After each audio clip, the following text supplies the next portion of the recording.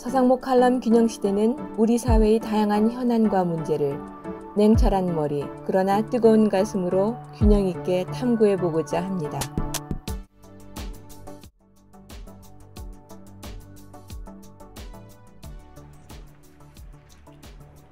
한국에서도 연일 대서특필되고 있습니다만 미국의 대선 전국이 급변하면서 예측 불허의 상황이 되어가고 있습니다.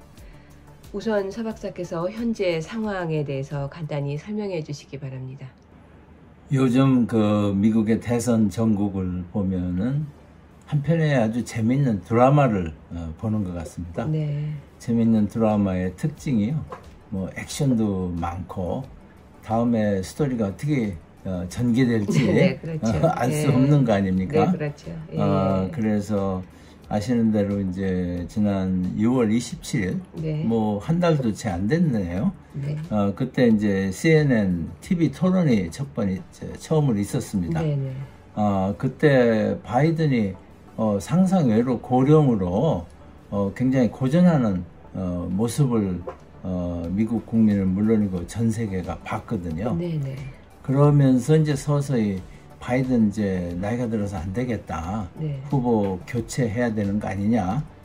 이런 이제 후보 교체론이 고개를 들기 시작을 했습니다. 네. 그러다가 이제 그보다 한 2주쯤 후에 7월 13일이네요. 트럼프 전 대통령에 대한 암살 시도가 있었죠. 네, 그렇죠. 사실은 죽는 겁니다. 네. 총알이 바로 귀 옆으로 스쳐갔거든요. 네. 그것도 이제 원고를 보느라 잠깐 고개를 돌려서 그렇지 않았으면 죽는 거예요. 네. 그래가지고 이제 트럼프 대통령이 옆에 이제 경호원들하고 이제 연설대 아래로 이렇게 내려가 숨었어요. 네. 그런데 이제 트럼프 대통령 말에 의하면은 이러면 안 될 것 같다고 생각이 들은 거예요. 네. 자기가 일어나서 뭔가 청중들한테 자기가 무사하다는 걸 알려야 되겠다. 네. 그래서 일어서 가지고 fight 세 번을 외쳤어요. 네. 그 뒤에 이제 성조기가 날리고 예. 그걸 이제 AP 사진 기자가 찍었습니다. 네. 그래서 저는 아이고 이 사진 하나로 이번 선거는 끝났다. 이렇게 생각을 했거든요. 네. 그래 가지고 뭐 아니나 다를까 이제 트럼프 지지도가 그냥 폭발적으로 올라갔어요. 네. 그러고서 이제 며칠 후에 공화당 전당대회가 있었지 않습니까? 그러니까 바로 13일 날 그런데 15일 전당대회입니다. 그래서 이제 귀에다 이렇게 이제 붕대를 감고 여러분 전당대회에 참석한 이제 트럼프를 전 세계 사람들이 다 봤죠. 그랬었죠. 네. 그래서 이제 그 전당대회장에서 거의 영웅 대접을 받았어요. 네. 그러니까는 8년 전하고는 전혀 다른 네. 그런 대접인데 그래서 이제 8년 전에만 해도 뭐 정치 아웃사이더 아닙니까 트럼프가. 네. 그러니까 공화당 전당대회에서 승리는 했지만은 네. 지지자가 그렇게 저희 중진들은 그렇게 지지를 많이 안 했습니다. 네. 그래서 자기 지지를 넓히기 위해서 좀 중도 인사인 펜스를 부통령을 했거든요. 네. 자기가 그렇게 좋아하지도 않으면서. 네. 근데 이번에는 이제 자신만만하니까 자기하고 이제 철학을 같이 하면서 이제 바이든을 노인네로 때려야 될 거 아니에요. 네. 그러니까는 이제 39살에 벤스라는 상원의원을 오하이오주의 상원의원을 부통령으로 임명을 하는 굉장히 과감한 조치를 취했죠. 네. 그래서 이제 그때만 해도 뭐 대통령 되는 게 확실했어요. 네. 그래서 이제 그 스태프들은 연설문을 다 이제 고치겠다. 네. 상대방 공격보다도 좀 포용적으로 이렇게 하겠다. 그래서 I'm running to be president for all of Korea. 네. 미국 전 국민의 대통령이 되겠다. 이렇게 이제 주제를 잡았어요. 네. 그러면서 이제 1시간 반 연설을 했는데 시작을 I have a God on my side. 네. 그러니까 네. 하나님이 네. 하나님이 나를 그러니까. 보호한다. 네. 그러니까 뭐 굉장히 강한 그 이상의 이제 좋은 선거 전략이 어디 있습니까? 네. 하나님이 보호하는 예. 사람이니까요. 네. 그러면서 또 이제 트럼프 고유의 또 기질이 나오더라고요. 네. 이제 그렇게 좋은 얘기를 해놓고서는 그 다음에 바이든 행정부의 뭐 물가 정책이라든지 이민 정책이라든지 뭐 국제 분쟁에서 너무 약해가지고 이걸 제대로 해결을 못한다 해서 한번 또 굉장히 이걸 이렇게 공격을 하더라고요. 그러고서 이제 원고에 없는 말을 너무 많이 했어요. 자기가 이제 도치가 돼가지고 그래서 그날 이제 수락 연설의 효과가 좀 떨어졌습니다. 그러니까 1시간 30분을 하니까요. 보통 한 30분 하거든요. 30분 상당히 긴 연설인데 1시간 30분을 해서 저도 보면서 굉장히 좀 지루했습니다. 그렇지만 여하튼 이제 인기는 최고도에 달했죠. 그러니까 이게 이제 바이든 사퇴 압력이 더 강해지는 거예요. 지금 이거 가면 확실히 진다. 그래가지고 이제 뭐 오바마 전 대통령이라든지 펠로시 전 하원 의장 그 민주당의 아주 최고 원로들이죠. 실세고 이분들이 이제 바이든이 이제 후보를 사퇴를 해야 된다. 그래서 이제 그동안 이제 완강히 이걸 저지를 하다가요. 뭐 가족회의에서도 그렇고 계속 나는 무슨 소리냐 나간다 그랬거든요. 근데 7월 22일이니까 지난 월요일이죠. 네, 월요일 날 후보 사퇴를 선언을 합니다. 그 후보 사퇴를 선언을 하면서 캐멀라 해리스 부통령이죠. 를 인도스 그러니까 추천하는 강력히 이제 추천하는 그런 말을 하면서 후보를 사퇴를 했습니다. 그러니까 지난 며칠 동안에 뭐 엄청나게 한편의 뭐 드라마 이상으로 굉장히 액션 뭐 일도 많이 벌어졌고 그러고 사태가 막 급변하는 이런 모습을 지켜봤습니다. 이 와중에 가장 중요한 건 캐멀라 해리스 부통령이 정말 민주당 대선 후보가 되는 것인가 하는 것일 텐데 그럴까요? 그건 거의 이제 확실할 한 것 같습니다. 왜냐하면 이제 그 민주당이 위기 상황 아닙니까? 그래서 트럼프 지지도는 올라가 있는데 바이든은 안 되고 이제 바이든이 사퇴를 하면서 캐멀라 해리스 부통령을 추천을 했거든요. 그러니까 시간이 별로 없기 때문에 이게 당이 분열하면 안 된다. 그래서 사실은 해리스가 그렇게 인기가 높지가 않았습니다. 그런데 이제 깜짝 놀란 거는 여기가 위기감을 느끼니까는 민주당이 뭉치는 거예요. 그래서 이제 민주당의 뭐 아까 말씀드린 펠로시라든지 오바마 뭐 이런 사람들 그리고 이제 사실 대권 꿈이 있고 그런 사람들도 많지 않습니까? 해리스하고 차기 대통령은 내가 경쟁을 해야 해야 된다고 생각하는 사람들 많았는데 그런 분들이 전부 다 지금 해리스를 지지를 하는 걸로 이렇게 돼 있습니다. 그리고 이제 척 슈머라고 민주당 하원 대표 그리고 하킴 제프리라고 이제 민주당 그 상원 대표 이런 분들이 이제 해리스 지지를 공개적으로 선언을 하고 있고요. 또 놀라운 거는 이제 바이든이 후보를 사퇴하고 해리스를 추천하니까 지금 바이든의 이제 사퇴를 바라는 그 재정 후원자들이 나중에는 재정 후원을 별로 안 했어요. 이제 사퇴를 안 하면 나는 돈도 안 내겠다. 이러는데 이제 사퇴를 하고 해리스가 이제 후보가 될 것 같으니까는 폭발적으로 후원금이 들어오는 거예요. 그래서 첫날 8천만 달러가 이게 정치 후원금 사상 최고랍니다. 최고. 근데 거기서 이제 놀라운 거는 이게 이제 대형 뭐 부자가만 낸 게 아니고 88만 명이 후원금을 냈답니다.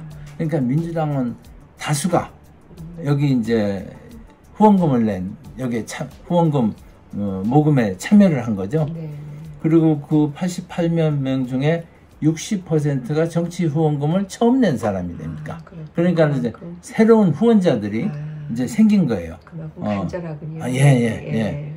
그래서 이게 이제 위기 상황이 되니까 민주당은 또 정식 당원은 아니더라도 민주당을 지지하는 사람, 네네. 또 트럼프가 싫은 사람들, 그렇죠. 이런 사람들이 네. 전부 다 모아가지고 네. 이 사람들이 전부 다 해리스 후보 지지로 네. 이렇게 바뀌었다고 생각을 합니다. 네. 그래서 지금 보도에 의하면은 대의원이 3,949명이거든요. 네. 벌써 뭐 2,000명 이상 그 대의원들이 해리스 지지로 예, 확보가 되어 확정이 있군요. 됐다고 그럽니다. 네. 그리고 또 하나는 미국의 증시가 지금 올라가고 있어요. 증시도 반등하고. 네네, 증시도 반등을 하고 있고, 네. 그래서 이제 후보를 하는 방법은 지금 8월 19일부터 20일이 전당대회인데, 네. 오하이오주 같은 데는 8월 뭐 8일인가요? 네. 8월 초에 예. 후보를 누군지 적어내야 된답니다. 네, 네. 그래서 아마 그 화상 롤콜 네. 형태로 아마 이제 단일 후보를 내놓을 것 같아요. 네. 해리스 단일 내놓고 그럼 뭐 거의 다 찬성하지 않겠습니까? 네. 그래서 그거를 근거로 해서 오하이오 같은데 이제 해리스 이름을 제출을 네. 하고 네, 네. 19일부터 20일 사흘간 네. 공화당도 사흘간 했거든요. 네. 그 전당대회에서 이거를 이제 공식적으로 확정하는 네. 그리고 그때 아마 뭐 그 전에 될 수도 있을지 모르겠는데 네. 부통령 후보를 해리스가 지명을 하겠죠. 네. 그래서 근데 이제 자기가 어느 정도 이게 이제 아마 롤콜 이걸 한 다음에 지명을 할 수 있지 않을까. 네. 그 자기가 후보가 확실하다는 거가 네. 확정이 어느 정도 돼야지 네. 부통령 후보를 지정할 수 있지 않겠어요? 네. 네. 근데 또 하나 재미있는 거는 방금 들어온 이제 뉴스에 의하면 힐러리, 네. 그러니까 이제 여성으로서 처음으로 이제 미국에서 대권에 도전을 했는데 본선에서 졌잖아요. 네. 그래서 이제 해리스한테 네. 자기 이제 경험 자기가 적극적으로 듣겠다. 네. 그래서 왜 유리 천장을 뚫는다 그러잖아요. 네, 그 그렇죠. 어려운 새로운 뭐를 네, 하려면은 네. 그래서 당신이 유리 천장을 뚫을 수 있도록 네. 내가 적극 돕겠다. 네. 이렇게 얘기를 했고요. 네. 네. 아직 오바마 부부는 이제 지지 얘기가 없는데 아마 타이밍을 노리는 것 같아요. 네. 그러니까 적절한 후에 나와서 오바마도 지지 선언을 할 거고요. 네. 아마 그 미셸 그 오바마 부인 네, 네. 굉장히 인기가 좋거든요. 네. 그래서 뭐 힐러리, 미셸 오바마 네. 다 이렇게 그 해리스를 지지하는 네. 그리고 이제 오바마 클린턴 대통령 전직 대통령은 물론이고요. 네. 그리고 이제 그동안 이렇게 바이든 사퇴를 하면서 좀 멀어졌던 사람들이 네. 다 이렇게 이제 해리스 지지로 네. 돌아서는 그런 상황이 벌어질 것 같습니다. 네, 그렇군요. 이렇게 관심의 지금 중심에 있는 그 캐멀라 해리스 얘가 어떤 인물인지 궁금한데 좀 더 자세히 설명을 해주시기 바랍니다. 여러 가지 측면에서 해리스가 대통령 후보가 되면요, 네. 더군다나 대통령이 된다면 네, 네. 역사적으로 큰 이변이다 저는 이렇게 생각을 합니다. 그렇죠. 네. 우선 여성이고요. 네. 나이는 60세입니다. 네. 이제 또 하나는 이 사람 이제 변호사, 미국 정치인들이 되게 다 변호사 출신이에요. 네, 네. 근데 이제 아버지는 자마이카 국적의 흑인이고요. 네. 어머니는 인도, 예. 인도계입니다. 그러니까는 흑인과 아시아계의 혼혈하죠. 네. 근데 어머니는 인도에서 그 뭐 브라만, 네. 브라만 그 상당히 최고 그 계급 사회 아닙니까? 네. 그 높은 그건데요. 네. 또 할아버지가 뭐 상당히 유명하다고 그래요, 인도에서. 네. 그러니까는 굉장히 이제 좋은 집안이고, 네. 그 아버지는 이제 스탠포드 대학 제 모교인데요. 네. 제가 거기서 경제학을 하는데 거기 경제학과 교수를 지냈다면 네. 물론 제가 이제 졸업한 이후라서 저는 잘 모릅니다만. 네. 그리고 어머니는 이제 인도 출신인데 유방암 전문 과학자라고 합니다. 그래서 이제 맥길 대학이고 이제 캐나다에서 제일 좋은 대학인데요. 네. 거기서 이제 교수도 하고 네. 굉장히 이제 유색 인종이고 아시아계고 하지만은 아버지 어머니 다 최고 지성인 굉장히 네. 좋은 집안에서 자랐다고 생각을 합니다. 예, 예. 그래서 하워드 대학이라고 있습니다. 네, 네, 그 워싱턴의 이제 들어봤습니다. 흑인들 대학인데 예, 예, 예. 거길 나왔어요. 예. 그래서 오늘도 연설하는 거 보면 자기는 하워드 대학에서 세상을 보는 눈을 떴다. 그렇구나. 굉장히 하워드 대학에 정이 많은 것 같아요. 네. 거기서 정치학과 경제학을 전공을 했다고 그럽니다. 예. 그래서 이제 캘리포니아 대학으로 다시 와가지고 거기 로스쿨을 졸업해서 이제 변호사가 됐고요. 그 정치 커리어는 샌프란시스코 법무장관 겸 검찰총장을 했고, 그 다음에 이제 캘리포니아 전체 예. 법무장관 겸 검찰총장을 했습니다. 그러니까는 법조인이죠. 네. 법조인 아주 상당히 커리어가 단단한 네. 법조인이라고 할 수 있고요. 2017년부터 2020년까지 이제 상원의원을 했어요. 네. 그래서 정치 야심이 굉장히 큰 분입니다. 네. 그 2020년에 자기가 대선 출마를 했어요. 그래서 바이든하고 경쟁을 했습니다. 네. 그래서 TV 토론을 하는데요. 네. 바이든을 엄청 혼내준 거예요. 네. 그래가지고 당신 말이야, 특히 흑인 인종차별 문제에 대해서 너무 미온적이다. 네. 해가지고 혼을 내줬는데 네. 바이든이 이제 그걸 기억을 하고 네. 오히려 그걸 이제 뭐 섭섭하게 생각하는 게 아니고 네. 이 여자 내가 이제 그 러닝 메이트로 해야 되겠다. 네. 해가지고 이제 부통령으로 지명을 해가지고 네. 이제 흑인표 또 여성표 결집하는 그런 걸 했고, 지난 4년간 뭐 무슨 갈등이 없었어요. 네. 바이든하고 해리스하고 상당히 좋은 이렇게 유대 관계를 유지하면서 대통령, 부통령의 역할을 수행을 했습니다. 네.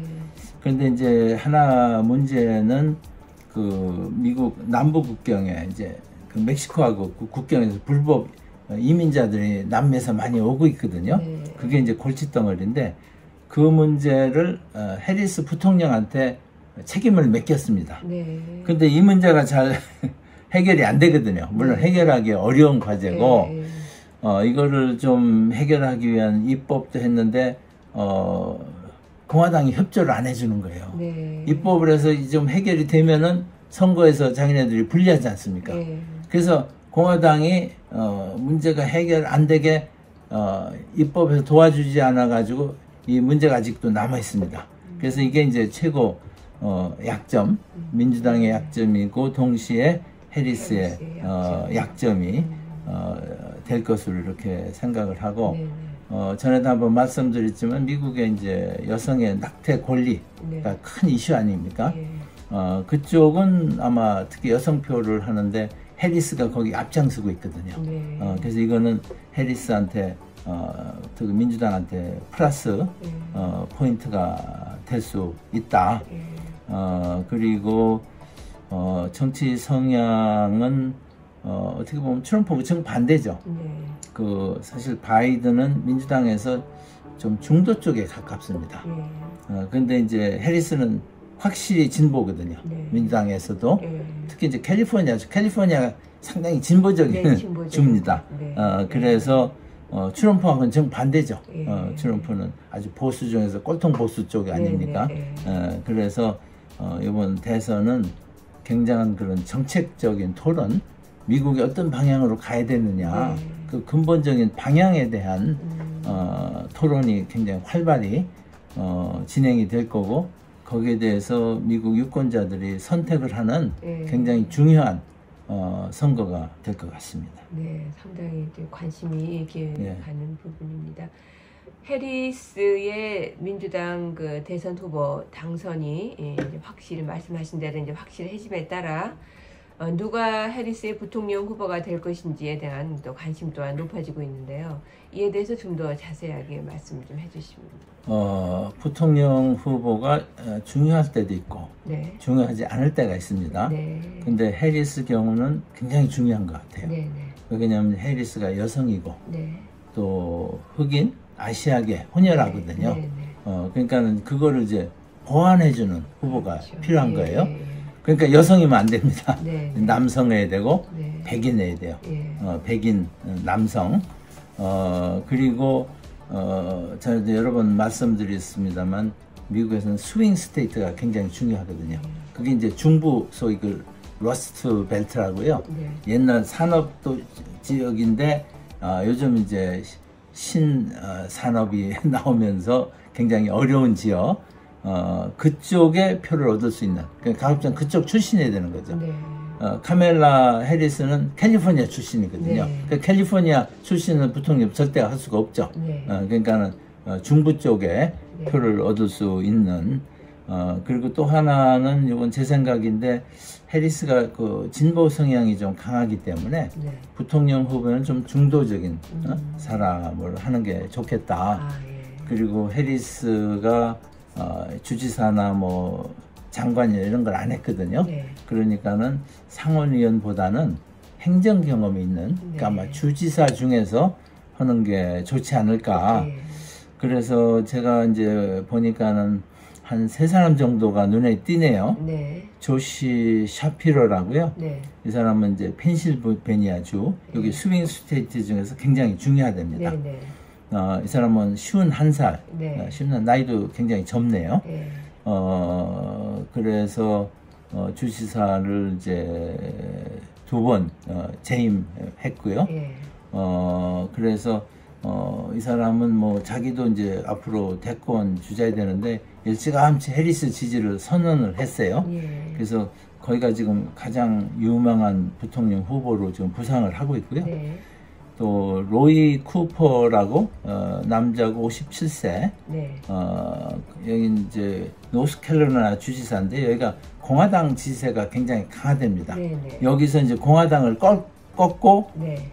주지사로 두 번이나 당선이 됐어요. 아, 예. 그리고 이제 메디케어니 뭐 이런 주요 정책에서 굉장히 그 민주당 노선을 확실히 이렇게 공화당의 그 논쟁에서 예. 이겨가지고 그걸 집행을 한 네. 그래서 여기도 상당히 이제 괜찮은 네. 후보가 될 수 있을 것 같고요. 그렇겠어요. 또 한 사람은 앤디 비쇼라고요. 네. 이 사람은 켄터키 주 지사인데 46살이에요. 굉장히 젊네요. 네. 젊고 주지사로 인기가 아주 짱이랍니다. 아, 예, 이 네. 사람도 이제 그 법률가인데 네.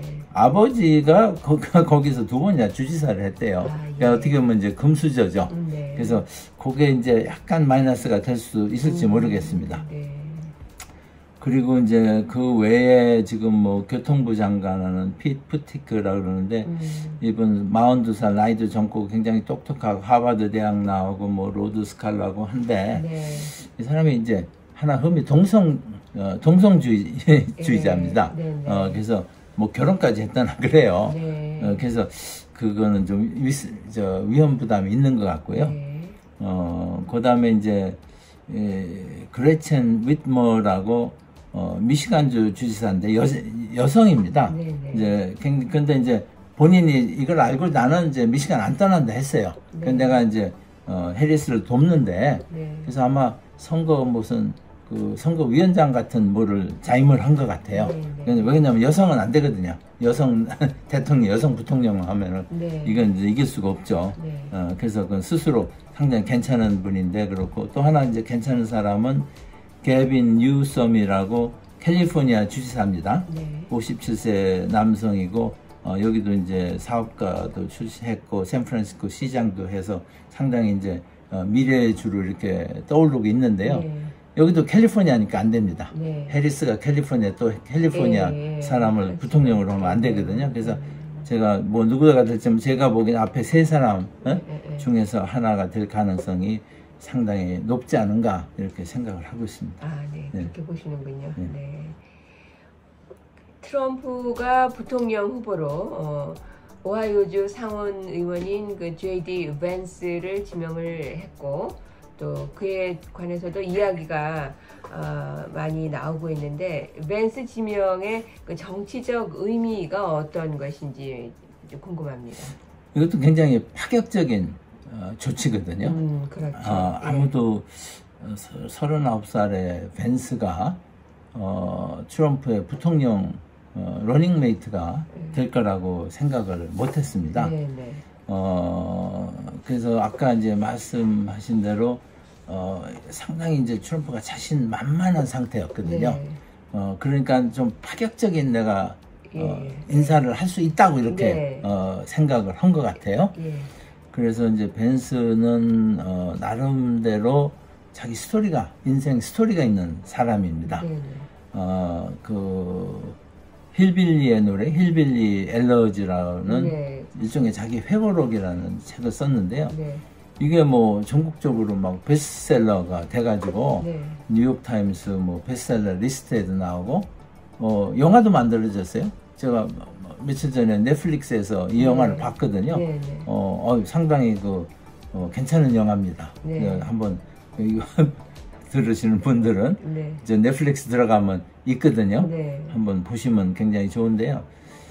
이 사람이 이제 그 미국 정부의 이제 굉장히 그 힐빌리라는 게 미국 남부의 아주 그 서민들을 힐빌리, 촌놈이라고 네, 일종의 네, 그런 거죠. 네. 그래서 이제 엘러지라는 거는 애가라는 거 상당히 그 사람들의 슬픈 이야기입니다. 네. 그래서 이게 이제 왜 슬픈 이야기냐면은 이 부모가 벤스가 어릴 때 아주 예. 유아기 때 이혼을 했어요. 예. 근데 그냥 이혼만 한 게 아니고 이 어머니가 마약 중독자입니다. 네. 마약 중독자라서 직업은 뭐 간호사인데 이게 이제 제대로 잘 못하는 거예요. 예. 그래서 이 남자하고 조금 살고 헤어지고 또 저 남자하고 살고 헤어지고 그래서 벤스가 이제 처음에는 자기 세 번째 아버지의 이름을 땄다가 네. 아이고 그 이제 할머니 할아버지가 보니까 도저히 안 되겠거든요. 네. 자기 딸한테 얘가 있어서는. 네. 그래서 얘를 데려옵니다. 예. 할머니 할아버지가. 네. 근데 할아버지는 얼마 후에 돌아가시고 네. 할머니가 이제 얘한테 이걸 사실 정신적인 지주 역할을 하는 거예요. 네. 그래서 야 네가 기회라는 게 누구한테나 온다. 근데 기회는 노력을 해야지 오지 저절로 오지 않아. 네. 너 지금 이런 식으로 살면 절대 기회가 안 와. 네. 해서 정신을 차리게 해서 이제 공부를 하니까 머리가 있으니까 공부도 잘하게 됐어요. 네. 그런데 이제 집안 환경이 너무 어려우니까 대학 가는 거 생각도 못했죠. 네. 그런 친구들이 미국에서는 군대를 갑니다. 예. 그래서 해병대에 입대했어요. 예. 그래서 왜 군대를 갔냐면 군대 생활 몇 년 하면 군대에서 대학 등록금을 대줍니다. 네. 그래가지고 이제 오하이오 주립대학에 들어가가지고 네. 거기서 아주 우수한 성적으로 이제 졸업을 해가지고 예일 로스쿨을 가죠. 네. 그런 게 상당히 이제 그 책은 거기서 이제 하층 그리고 엄마가 그 마약 중독자에서 참 여러 가지 어려운 걸 겪다가 네. 이제 자기가 정신을 차려가지고 네. 예일 로스쿨까지 가는 부통령까지 가는 건 나오지도 않아요 거기에. 네, 그 예일 로스쿨 간 거 자체가 이제 몰랐습니다. 엄청난 일이다 이런 얘기죠. 네, 네. 그런데 이제 그 후에 자기가 이제 오하이오 상원 의원이 되고 지금 부통령까지 됐지 않습니까? 네. 그러니까 이게 보통 일이 아니죠. 네. 더군다나 39살에 부통령 후보가 됐거든요. 네.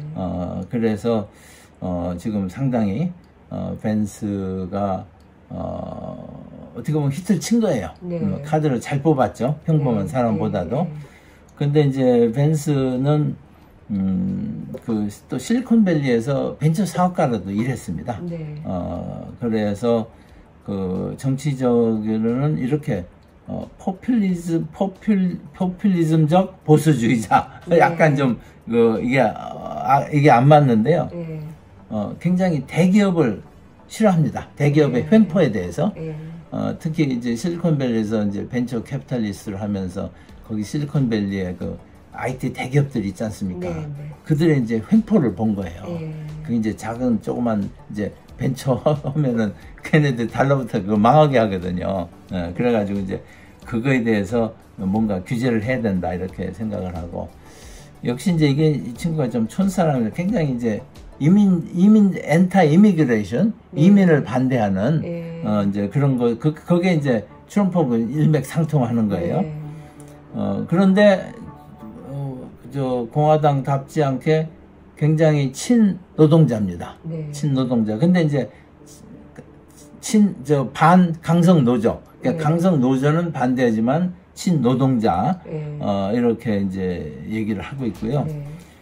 그래서 이제 이게 이제 이번 선거에서 저는 문제가 될 거라고 보는데 2016년 대선 당시에 네네. 이 벤스가 트럼프를 미국의 히틀러라고 했어요. 네. 트럼프가 좀 독선적이지 않습니까? 예. 그러니까 굉장히 그때 싫어했다는 얘기죠. 트럼프를 네. 미국의 히틀러 최악의 표현이거든요. 네. 그거에 더 나아가서 맞다. 이 사람 성추행했다. 네. 트럼프 항상 여자 문제가 따라다니잖아요. 네. 그게 이제 강제로 뭐 돈 주고 뭐 어떤 형제 성추행을 했다. 그래가지고 굉장히 안 좋은 얘기를 했어요. 네. 그래서 이제 이번 대선에서 아마 이런 게 나올 텐데, 네. 근데 이 사람이 이제 정치적으로 자기 이제 야심이 있으니까, 네. 2020년 대선에서는 트럼프를 지지를 합니다. 네. 지지를 하니까는 물론 2020년 대선에 트럼프가 졌지만은 네. 트럼프가 이제 상당히 영향력 있지 않습니까? 네. 그래 전직 대통령이고 하니까 그래서 2022년 상원의원 선거에서 벤스가 상원에 당선되도록 지원을 해줍니다. 네. 그래서 트럼프는 이제 공격을 하고 비판을 하던 사람이 이제 정치적인 해서 2000년 대선에 트럼프를 지지를 하고 그 덕을 받아서 자기가 상원 의원이 되는 거죠. 그래서 이게 이제 굉장히 약점이 될 수가 있습니다. 당신 소신은 어디 있고 이렇게 자기 정치적인 출세를 위해서 소신을 버리고 트럼프를 비판하다가 갑자기 트럼프를 지지하느냐. 근데 소위 그 마가 Make America Great Again 여기는 트럼프하고 이제 맥을 같이 하는 네. 그렇게 이제 볼 수가 있습니다. 네. 네. 그렇군요. 민주당 해리스 후보와 이제 공화당의 트럼프 후보의 그 경쟁의 그 결과도 상당히 궁금한데요. 어떨 것으로 생각하십니까? 이게 이제 며칠 전까지만 해도 트럼프가 한 2% 앞서는 걸로 이렇게 나왔거든요. 네. 근데 바로 오늘 네. 나온 뉴스는 이게 충격적입니다. 네네. 오히려 해리스가 네. 이렇게 2%를 앞서는 걸로 트럼프가 42%, 해리스가 44%. 이런 조사가 나왔어요. 상당히 놀라운 놀라운 건데요. 거죠. 네. 처음입니다. 네네. 그래서 지금 전 세계 톱 뉴스죠. 이게. 네. 그런데 이제 더 놀라운 거는요.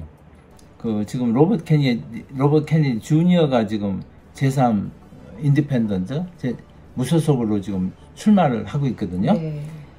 근데 그 친구를 여기 집어넣으면은요. 네. 해리스가 42%, 트럼프가 38%, 케네디가 8%, 그러니까 4%나 이기는 걸로. 이건 네. 오차범위 바뀌거든요. 예.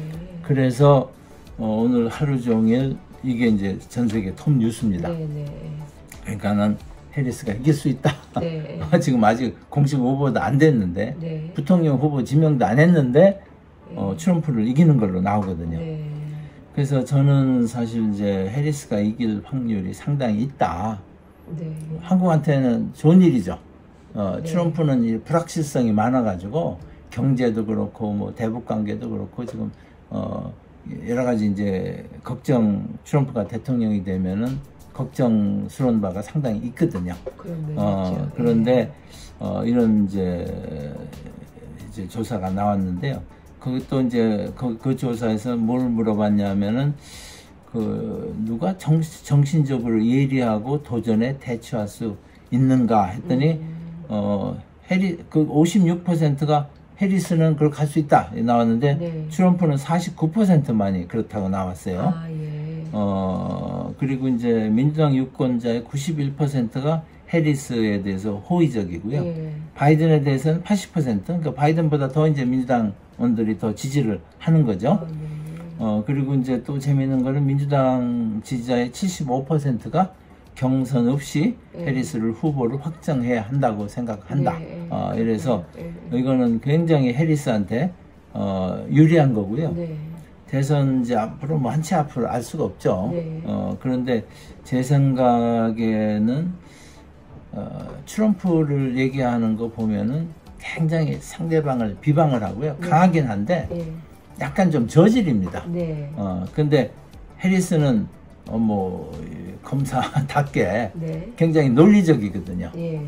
그래서 그 TV 토론에서는 해리스가 훨씬 유리하지 않을까 이런 생각이 들고, 물론 이제 강한 거를 좋아하는 사람은 예. 트럼프를 그래도 좋아할 거예요. 네.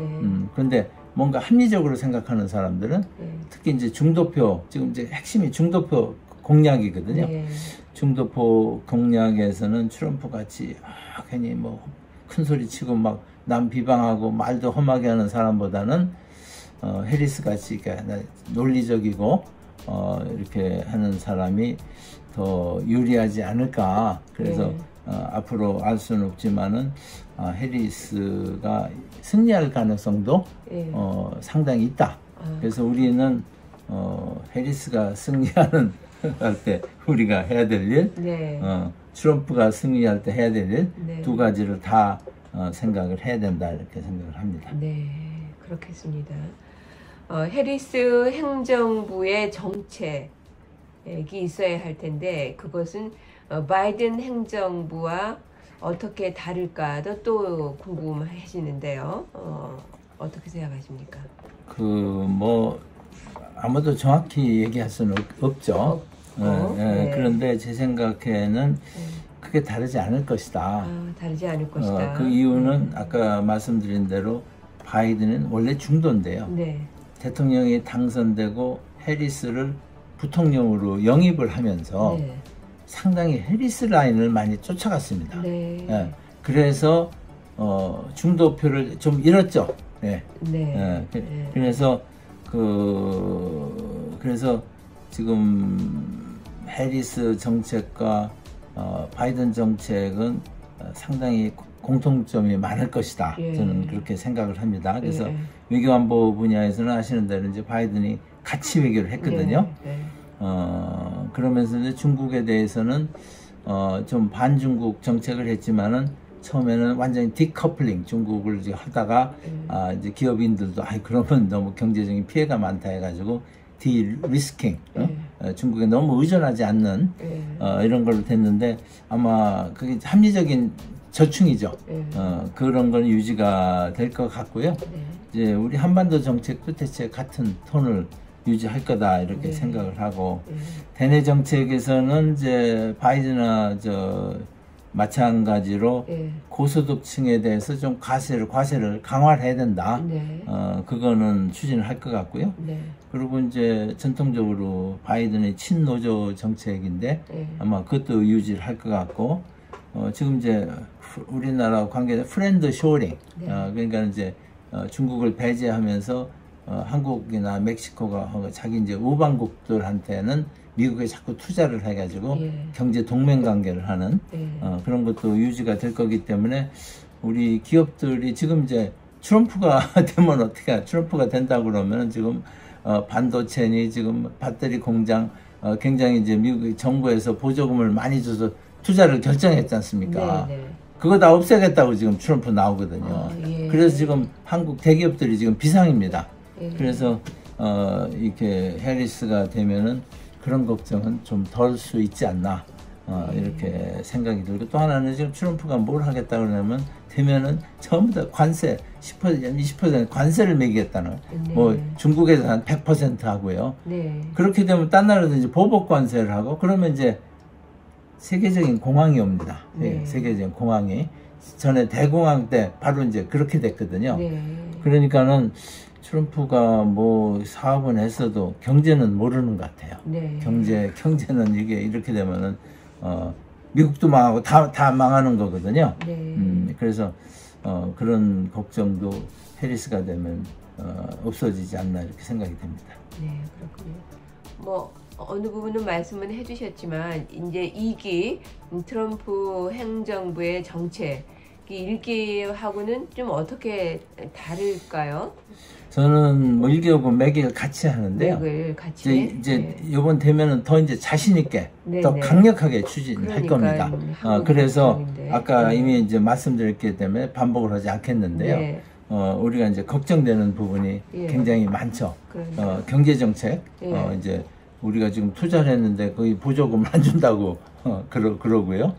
또 관세 장벽을 높이면 이게 전 세계적인 무역이 이제 되거든요. 우리는 수출로 먹고 사는 나라 아닙니까? 그러니까 우리는 굉장히 타격이 많고 그리고 이제 뭐 방위비 부담 더 내라고 하는 건 물론이고 이게 또 뭐 김정은이 뭐 칭찬을 잔뜩 수락연설에도 했는데 뭐 그 쉽게 뭐 북한 핵을 용인하지는 않겠지만은 그것도 알 수가 없는 거죠. 그래서 뭐 미군 철수를 얘기할 수도 있고 그래서 우리는 이제 그런 거를 잘 생각을 해가지고 트럼프가 만약에 이제 북한 핵을 인정하는 방향으로 가면은 그 조건으로 좋다. 그 대신에 한국 핵 개발을 인정해라. 그래서 사실 북한 핵이라는 게 우리가 핵이 없어서 문제지 그렇지 않으면 별게 아닙니다. 근데 우리가 핵 개발 능력은 다 있거든요. 미국이 이제 못하게 해서 그런데 그래서 미국에 이제 오케이만 받으면은 우리가 몇 년 내로 북한보다 훨씬 이제 앞선 핵 보유국이 되게 되면은 우리가 이제 장기적으로는 북한 핵 그냥 갖게 놔두고요. 놔두고 개혁 개방을 하게 경제 제재도 조금 풀어주고 해서 북한이 이제 개혁 개방의 길로 가면은 나중에 통일 비용도 작아지는 그런 게 될 것 같습니다. 그래서 제가 이제 강조하고 싶은 것은 트럼프가 집권하지 않기를 바라지만은 만약 집권을 하게 되면은 방법이 있다. 그래서 특히 이제 트럼프가 강한 남자가 되기를 원하거든요. 소위 그 마초라고 그러죠. 그런데 우리 이제 윤석열 대통령도 약간 그런 기질이 있으시거든요. 그래서 트럼프가 되면은 전에 아베 일본 수상이 트럼프하고 굉장히 친했어요. 아베도 좀 그런 기질이 있거든요. 그래서 같이 뭐 골프 치면서 꽃 타고 이제 그런데 우리 문재인 대통령 그걸 못했죠. 문재인 대통령 약간 좀 그 샤이한 스타일 아닙니까? 그래서 그 트럼프가 되면은 특히 이제 정상 외교가 굉장히 중요하다 이렇게 생각이 들고요. 트럼프나 벤스나 다 기업가 출신이기 때문에 소위 그 워싱턴 컨센서스라는 게 있습니다. 외교가에서 그게 뭐냐면 오랫동안 내려온 이제 룰이죠. 그게 이제 한국 같은 나라는 핵 개발하면 안 된다. 그런 것도 그 워싱턴 컨센서스에 들어 있는 거예요. 그래서 그거를 좀 깨서 소위 그 상자 박생 아웃사이드 박스라고 그러죠. 생각을 할 수 있는 사람이 트럼프나 벤스가 아닌가. 그래서 그 사람들을 그쪽으로 이렇게 유도를 해가지고 핵 문제도 그렇고 지금 이제 한국 기업에 대해서도 결국은 당신들 중요한 거는 중국을 견제하는 건데 중국을 견제하려면 결국 한국 기업과 미국 대기업들이 서로 협력을 해야 된다. 이제 그런 거를 하면은 그렇게 좀 굉장히 이제 염려스러운 부분을 어느 정도 상당히 그 해결할 수 있는 가능성이 있다 이렇게 생각을 합니다. 그럼 지금까지 이렇게 다양한 생각으로 정리를 해주셔서 많이 도움이 됐습니다. 그럼 오늘 좋은 말씀 해주셔서 감사합니다.